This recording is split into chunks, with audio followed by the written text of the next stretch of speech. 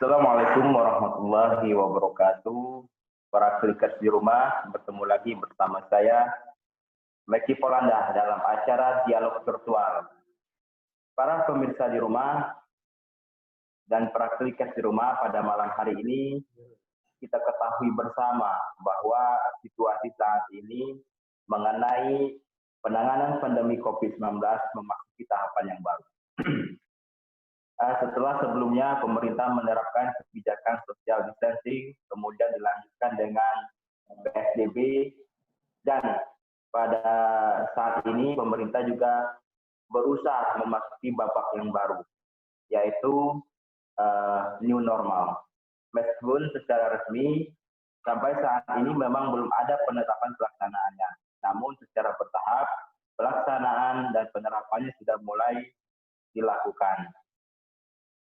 Oleh karena itu, tahapan inilah sekarang ini yang sering kita dengar pada minggu-minggu ini, yaitu dinamakan new normal. Masa new normal sendiri memang secara sederhana bisa dipahami sebagai situasi di mana beberapa sektor kehidupan masyarakat pada biasanya dilakukan dengan pembatasan fisik. Namun meskipun new normal ini adalah sebuah aktivitas baru, ini adalah sebagai satu langkah terbaru dan langkah strategik yang dilakukan oleh pemerintah, di mana semua aktivitas dikembalikan seperti semula, hanya saja dengan mempertimbangkan penerapan protokol kesehatan. Di mana yang dimaksud dengan protokol kesehatan itu, di dalam melaksanakan aktivitas, kita diupayakan untuk menjaga stamina, melakukan cuci tangan, menggunakan masker di setiap aktivitas kehidupan kita sehari-hari. Nah, pada malam hari ini kita coba membahas tentang situasi new normal di Kota Tangerang Selatan. Kita ketahui bersama bahwa di Kota Tangerang Selatan ini memang sampai saat ini pemerintah belum menetapkan atau memutuskan pemberlakuan masa new normal itu. Bahkan pemerintah Kota Tangerang Selatan sendiri memperpanjang masa PSBB, yaitu pembatasan skala besar, yaitu sampai tanggal 28 Juni 2020. Nah, lantas bagaimana sih situasi dan kondisi Kota Tangerang Selatan dalam menghadapi masa new normal ini? Berikut, para klikers di rumah telah hadir di tengah-tengah kita seorang narasumber yang luar biasa, yaitu beliau merupakan salah satu tokoh masyarakat di Kota Tangerang Selatan, sekaligus aktivis sosial di Kota Tangerang Selatan, yaitu Ibu Ria Dahlia. Assalamualaikum, Ibu Ria. Waalaikumsalam warahmatullahi wabarakatuh, Mas Eki. Gimana kabarnya, Bu? Alhamdulillah baik. Mas Eki juga sehat ya? Alhamdulillah sehat juga, Bu. Aktivitas masih di rumah atau bagaimana, Bu, saat ini? Ya, saat ini kadang-kadang di rumah, ya kadang-kadang masih kadang-kadang keluar karena saya juga ada usaha sekarang ini. Jadi saya sekali melakukan keluar rumah seperti ke pasar dan lain sebagainya. Oke, baik, ya, Ibu Ria. Ibu Ria, kita pada malam hari ini coba membahas dan mengulik tentang bagaimana sih nasib dan situasi Kota Tangerang Selatan ini dalam menghadapi situasi new normal ini. Saya terkait dengan tema, saya meminta Ibu Dahlia untuk menyampaikan kira-kira menurut pandangan Ibu sendiri sebagai tokoh masyarakat di Tangerang Selatan, sekaligus sebagai seorang aktivis sosial, bagaimana sih melihat situasi dan kondisi pandemi COVID-19 ini di Kota Tangerang Selatan saat ini, Bu? Silakan, Bu Ria. Ya, baik. Assalamualaikum warahmatullahi wabarakatuh, para pemirsa semuanya. Terima kasih kepada Mas Meki Polanda yang telah memberikan kesempatan kepada saya. Ini merupakan forum yang sangat penting, di mana forum ini tempat kita saling berbagi, ya, berbagi pemikiran, berbagi gagasan, juga masukan dan kritikan yang bisa kita manfaatkan untuk untuk kebaikan bersama. Ya. Bagaimanapun, ya situasi ini telah kita hadapi beberapa bulan belakangan ya, dari sebelum mulai Ramadan gitu ya, di mana situasi ini berpengaruh secara langsung maupun tidak langsung kepada kehidupan kita semua, terutama dalam hal kita, karena saya sebagai warga negara warga Tangsel, otomatis ini akan berpengaruh juga kepada masyarakat Tangsel. Nah, begini, secara psikologis ya mungkin masyarakat kita ini berbeda-beda cara dalam menghadapi penyebaran pandemi COVID-19 ini. Nah, mungkin kita sendiri ya, sebagian di antara kita ada yang merasa bahwa pandemi ini sudah menjadi bagian dari kenyataan hidup yang harus kita hadapi. Karena apa? Karena kita sudah menghadapinya sudah cukup ya, dari kalau saya menghitungnya mulai dari bulan Maret ya, bulan Maret, April, Mei, Juni sekarang sudah 4 bulan. Artinya mungkin kita sudah terbiasa menghadapi situasi ini. Ya, sudah tidak ada seperti awal gitu, sebelumnya kita masih kaget-kagetan, masih bingung cara menghadapinya dan lain sebagainya. Nah, terkait dengan COVID-19 ini ada poin yang ingin saya sampaikan adalah bahwa ketika kita menghadapi pandemi ini, kita dihadapkan dalam berbagai kondisi yang memang menyulitkan, ya. Baik itu dari sisi waktu, itu tadi, karena kita sudah menghadapinya cukup lama, ya 4 bulan. Ya. Artinya dalam kehidupan ini dan kehidupan selama 4 bulan ini kita pasti banyak mengalami perubahan-perubahan dalam kehidupan kita sehari-hari. Nah, poin berikutnya adalah menurut saya bagaimana orang menghadapi situasi COVID, pandemi COVID-19 ini dengan cara yang berbeda-beda. Ya. Kita tahu namanya juga manusia yang punya banyak keinginan, punya banyak kepentingan, pasti penyikapannya pun akan berbeda-beda pula. Contohnya, ada mungkin yang tertib, gitu ya, mengikuti aturan pemerintah, tetapi ada juga yang mungkin ada yang sedikit bandel, tapi bandelnya ini dalam arti mereka punya alasan juga kenapa mereka sampai seperti itu. Mungkin mereka ingin mencari solusi. Nah, ada juga beberapa masyarakat kita justru dalam kondisi COVID-19 ini, dalam kondisi pandemi COVID-19 ini, mereka berubah menjadi orang-orang yang kreatif. Ya. Dengan sendirinya kemudian mereka menciptakan hal-hal yang tadinya mereka tidak lakukan ketika sebelum pandemi, tapi ketika pandemi ini tiba-tiba mereka menjadi orang-orang yang kreatif. Inilah beberapa tipe masyarakat di kalangan kita ini, di Tangsel ini terutama, ya sangat berbeda-beda dalam penyikapannya menghadapi wabah COVID-19 ini. Namun saudara-saudara, seperti yang saya sampaikan, masing-masing kita mungkin tidak punya banyak pilihan ya, karena yaitu tadi situasi ini mungkin ya karena sulitnya kita menghadapi situasi dalam masa pandemi COVID-19 ini. Misalnya ya, contohnya misalnya gini, ada orang yang memilih untuk tetap tinggal di rumah saja, stay at home, seperti anjuran pemerintah. Ya. Namun resikonya mereka mungkin akan kehilangan pekerjaan atau penghasilan. Ya. Ini berlaku bagi masyarakat ya, yang tadinya mereka memilih penghasilan secara harian atau bisa kita katakan sebagai pekerja harian. Namun bagi masyarakat yang memiliki penghasilan bulanan, mungkin ini stay at home atau work from home, ya bekerja dari rumah ini tidak terlalu berpengaruh bagi mereka.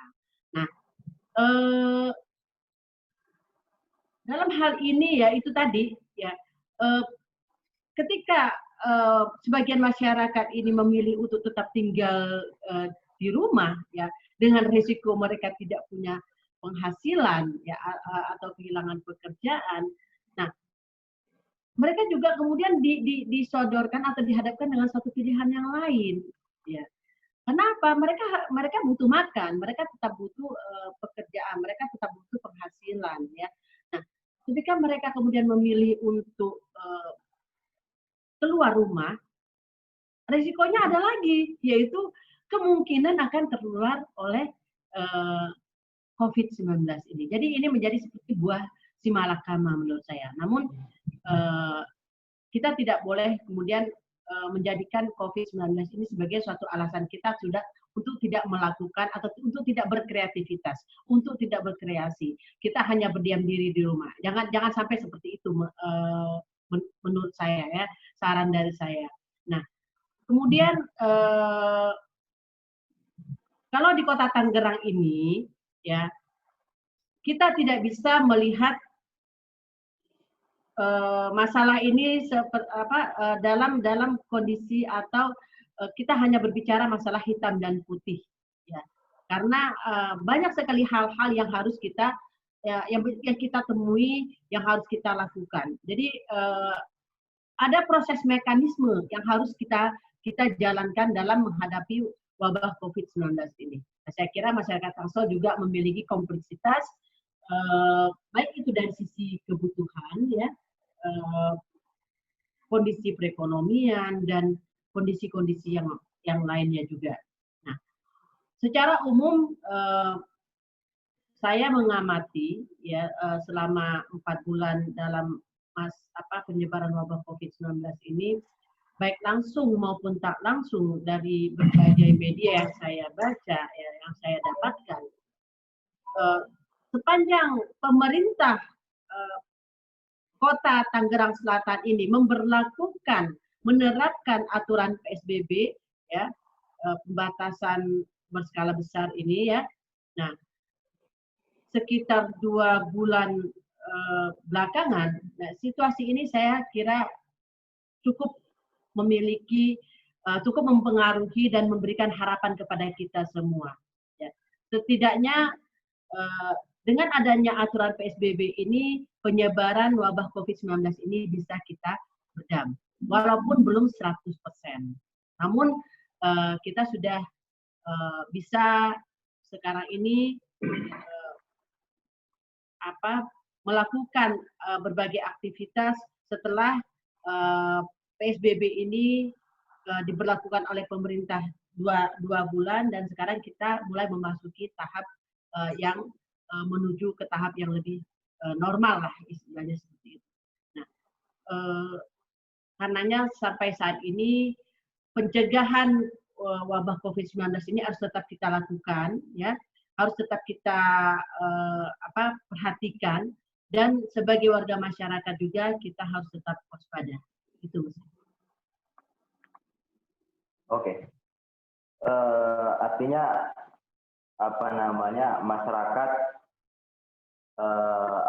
masyarakat terus menyikapi pandemi COVID-19 ini dengan cara yang berbeda-beda, ya, bukan dalam menyikapi COVID-19 ini. Yeah. Kemudian saya coba ingin mengalih, sebenarnya kalau kita perhatikan secara seksama dalam menyikapi dalam penanganan pandemi COVID-19 ini, tentu tidak hanya mengandalkan pemerintah Kota Tangerang Selatan semata, ya, Bu. Tentu kita juga melibatkan beberapa jenis stakeholder lainnya, baik tokoh masyarakat maupun forum komunikasi lainnya yang ada di Kota Tangerang Selatan. Nah, saya coba ingin menanyakan yang lebih mendalam kepada Ibu Ria.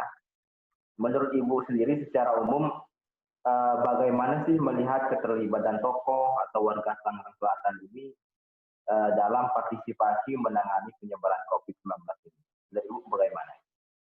Ya, seperti yang Mas Egi sudah sampaikan tadi, dan saya juga sudah sampaikan di beberapa kali forum melalui forum virtual ini, dialog virtual ini, bahwa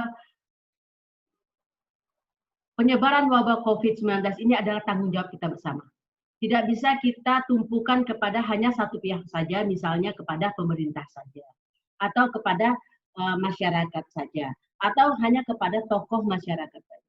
Namun ini semua harus ada kerjasama semua pihak, baik itu pemerintah maupun masyarakat dan tokoh masyarakat, agar ya penyebaran wabah COVID-19 ini dapat kita tekan, kita minimalisir. Ya.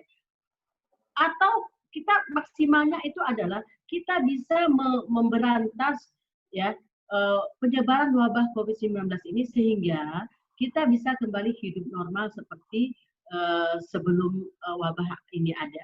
Nah, namun karena adanya kompleksitas ya masalah penanganan COVID-19 ini tidak hanya persoalan penyebarannya saja menurut saya, tapi juga konsekuensi yang kita hadapi ketika kita dihadapkan pada situasi seperti ini.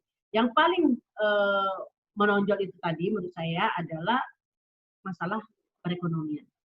Ini yang ingin saya tekankan, di mana masyarakat kita saat ini mengalami perubahan yang sangat signifikan, terutama dari segi ekonomi.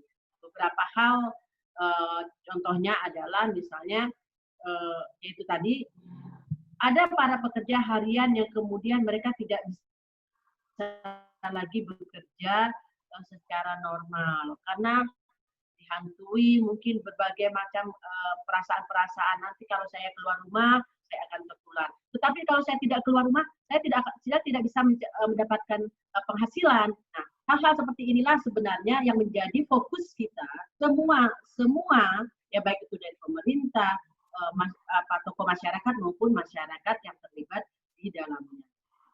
Hal ini tidak akan pernah berhasil kalau kita tidak punya disiplin.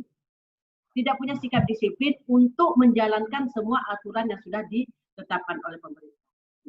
Bagi masyarakat yang memang mereka harus terpaksa ya keluar rumah karena urusan mencari rezeki tadi, ya mereka harus tetap mengindahkan aturan-aturan PSBB yang ditetapkan oleh pemerintah. Contoh misalnya itu tadi tetap menggunakan masker, ya, tetap menjaga kesehatan, melakukan social distancing seperti itu.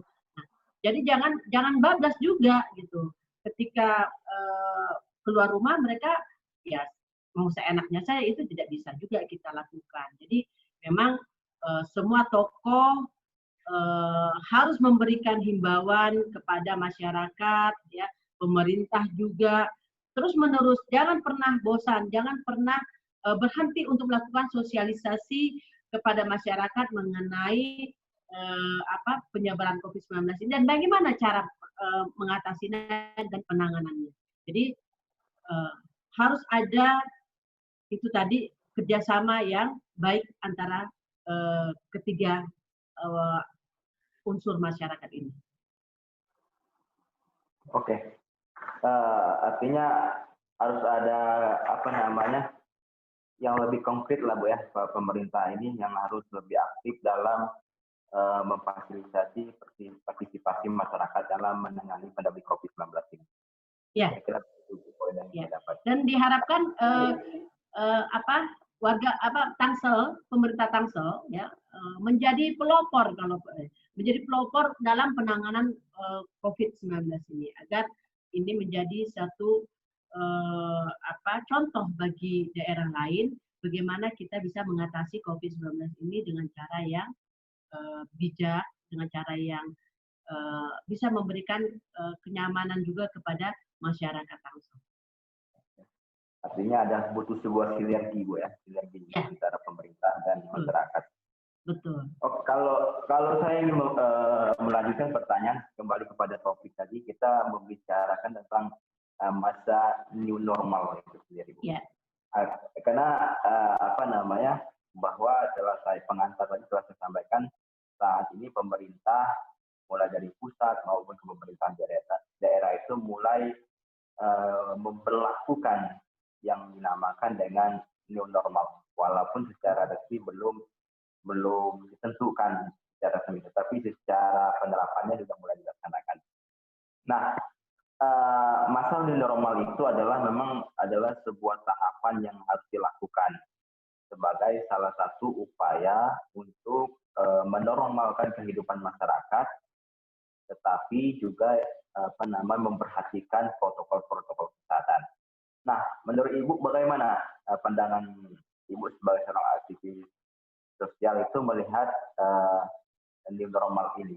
Artinya new normal ini apakah adalah salah satu solusi yang ditawarkan secara baik ditawarkan oleh pemerintah atau bagaimana? Sudah pandangan Ibu bagaimana sebenarnya?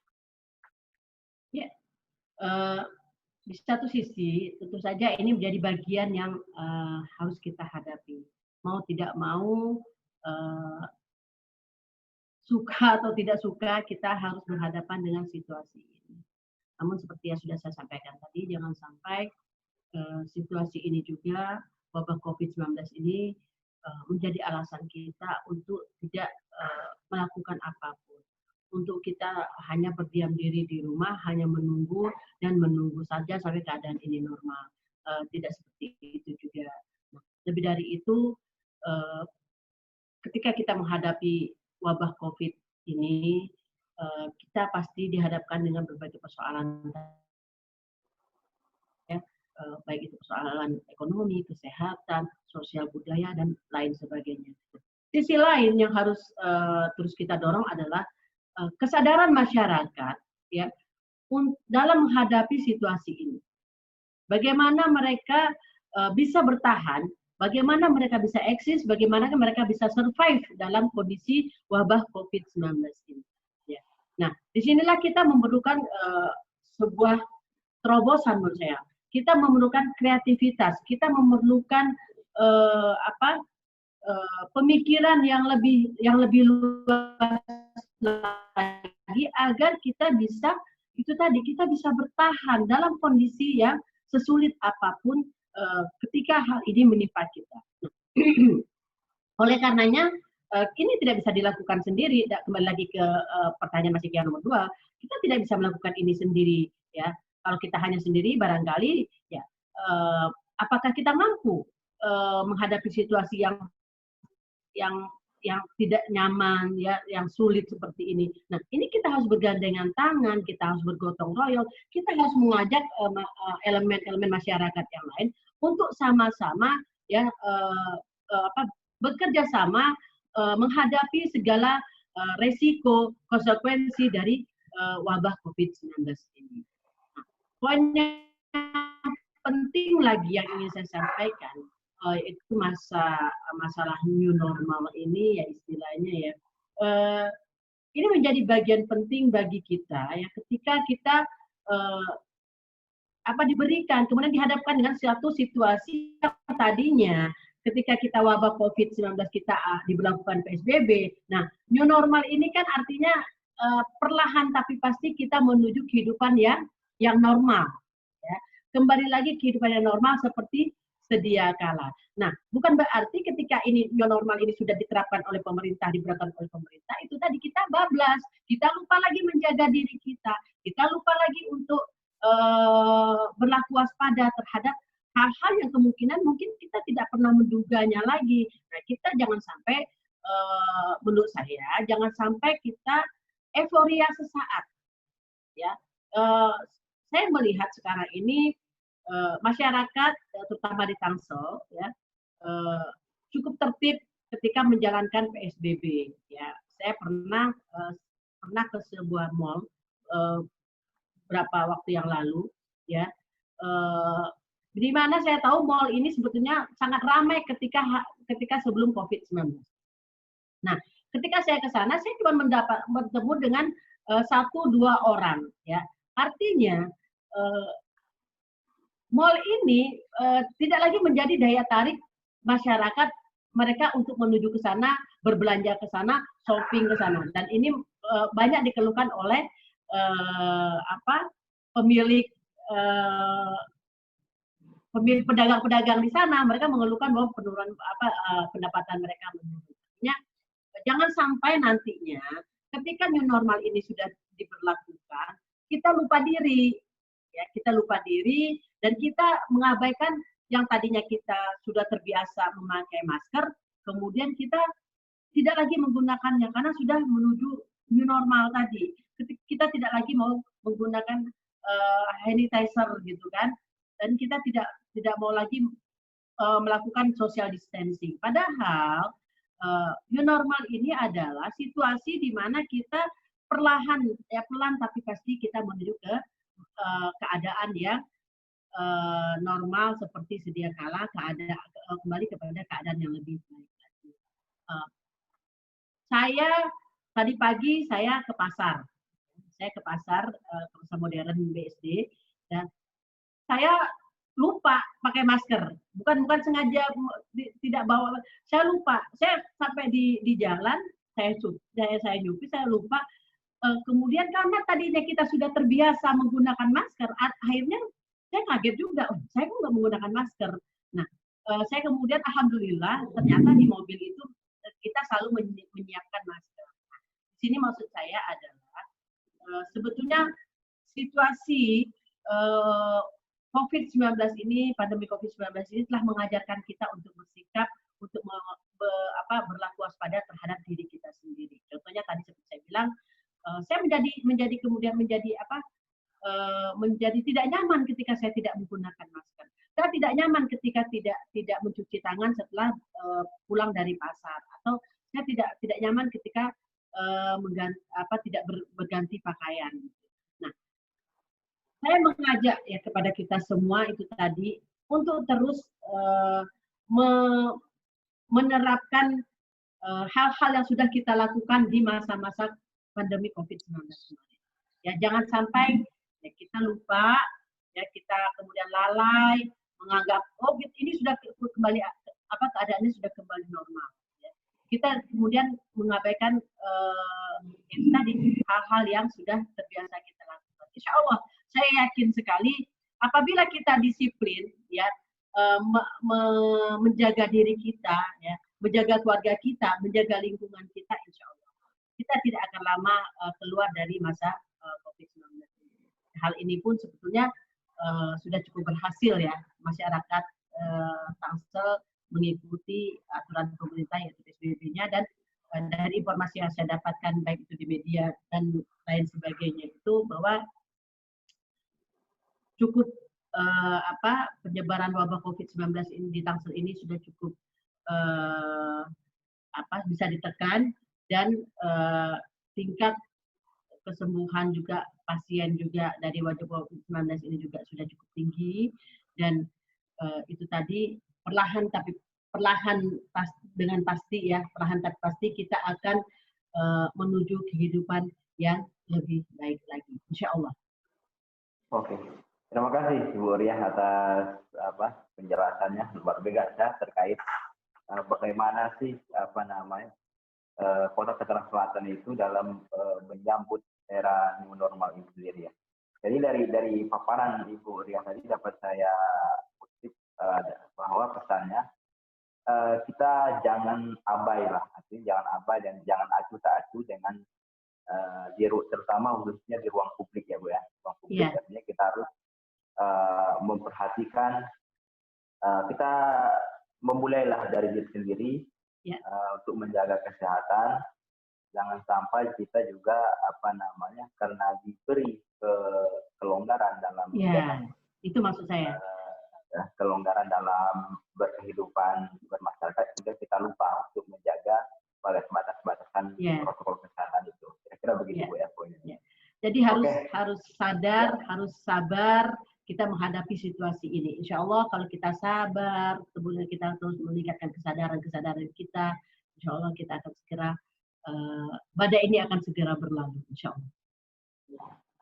Amin, insya Allah badai ini akan segera berlalu. Oke, Bu Riah, kita telah 40 menit berlalu di dialog kita pada malam hari ini.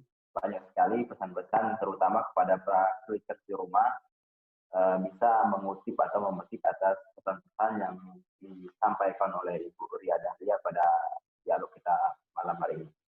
Ibu Riah, kita telah di ujung waktu, kita tutup dialog kita pada malam hari ini. Sekali lagi, saya secara pribadi dan tim Klik TV mengucapkan terima kasih banyak atas waktunya, pertama. Kedua, atas informasi dan pengetahuannya kita bisa sharing pada malam hari ini. Terima kasih, Bu ya. Baik, para Klikers di rumah, kita telah di ujung waktu pada diskusi kita pada malam hari ini. Semoga apa yang telah kami sampaikan, baik dari Klik TV maupun dari Ibu Ria Dahlia sebagai narasumber, dapat memberi informasi dan manfaat bagi para Klikers di rumah. Baiklah, saya sebut dialog pada malam hari ini saya tutup dengan Assalamualaikum warahmatullahi wabarakatuh.